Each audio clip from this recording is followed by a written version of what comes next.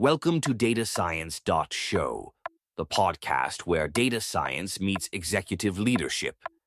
We talk with top AI and analytics thought leaders about turning data into real business impact.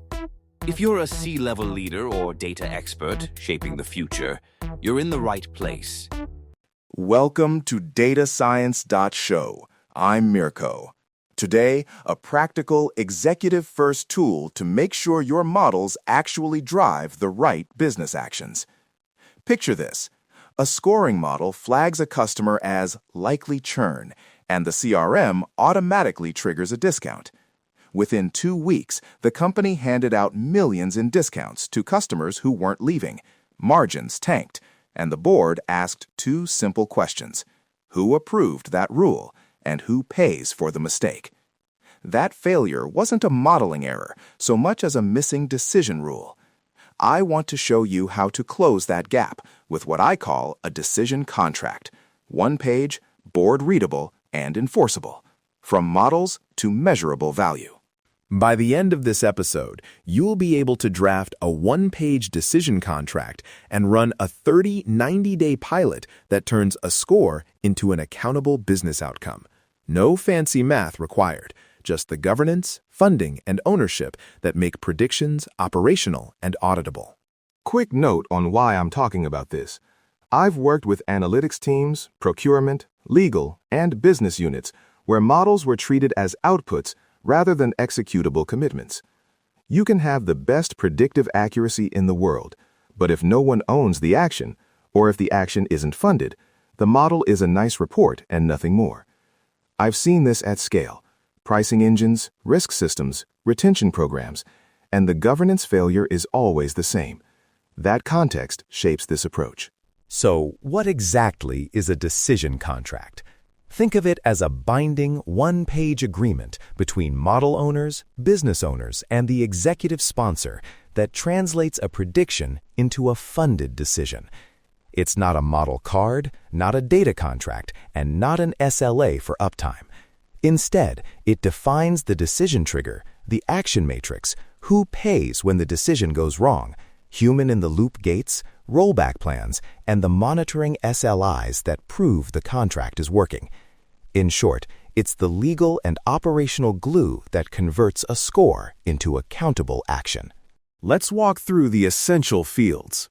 First, decision trigger. What score or combination of signals fires the action, and exactly when, including context like customer segment or geography? Be precise. Thresholds, windows, and precedence rules belong here. Second, action matrix. For every trigger, what happens? Who executes it? Describe the action step by step.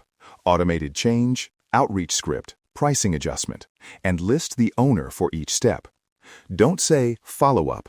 Say customer success contacts within 24 hours using script X and records outcome in CRM field Y.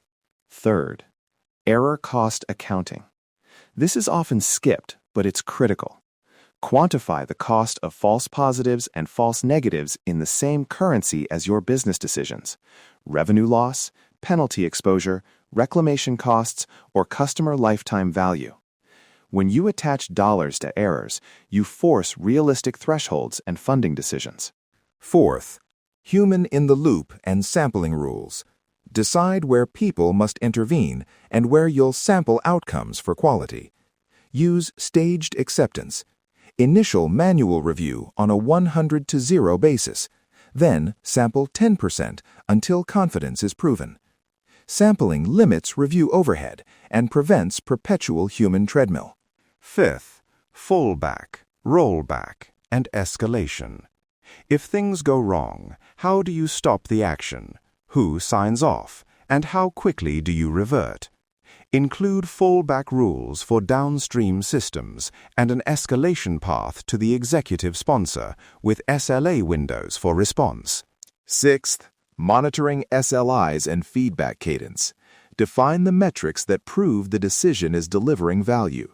Your core KPI, the error rate SLI, coverage, and a feedback loop cadence, daily at first, then weekly, then monthly as the pilot stabilizes. Tie these SLIs to governance reviews so that the contract is actively managed. 7th, funding and escrow clauses. Who budgets for the action and the cost of errors?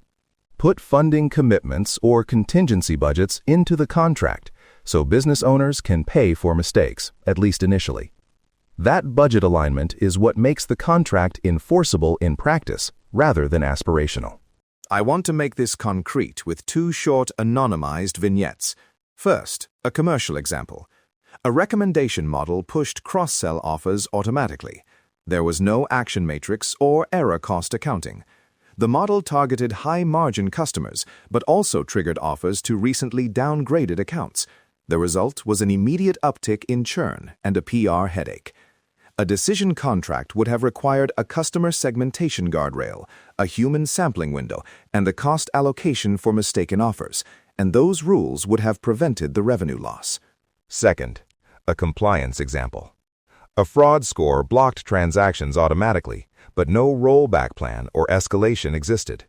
Legitimate high-value transactions were declined, leading to regulatory complaints and remediation costs.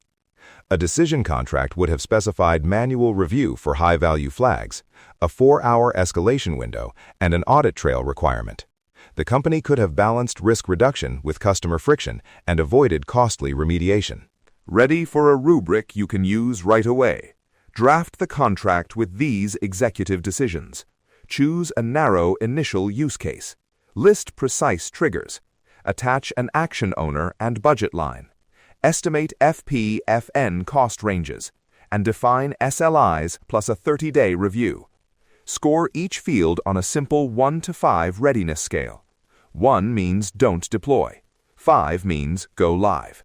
If any field scores below 3, require a mitigation plan before deployment. For the 30-90-day pilot, start with a sponsor from the business, a named model owner, and a procurement brief that includes the 1-page decision contract. Day 0, align stakeholders and freeze the action matrix. Days 1 through 30, manual review and sampling, daily SLIs. Days 31 through 60, reduce manual gates where SLIs show stable performance. Days 61 through 90, present results to a steering. Decide whether to scale, iterate thresholds, or roll back. Keep the pilot narrow and measurable. Negotiation points for procurement and legal. Insist on explicit escalation and funding clauses. Keep the contract time-boxed and allow for iterative thresholds. Tell legal this is a governance instrument, not a product spec. Make liability proportional and temporary during pilots. That language short-circuits the paperwork stall I see too often.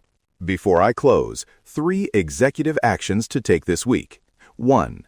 Pick one high-value use case and draft a 1-page decision contract using the rubric. 2. Appoint an executive sponsor and an owner with a budget line. 3. Run a 30-90-day pilot with daily SLIs and a steering review at day 30. Do that, and you'll convert models from reports into accountable, funded decisions. If you want the template and a short checklist to brief procurement and legal, download the Decision Contract template at datascience.show/decision contracts. Use it with the steering sponsor and iterate. Start narrow, measure, and expand when the metrics justify it. That's the difference between models and value. Thanks for listening.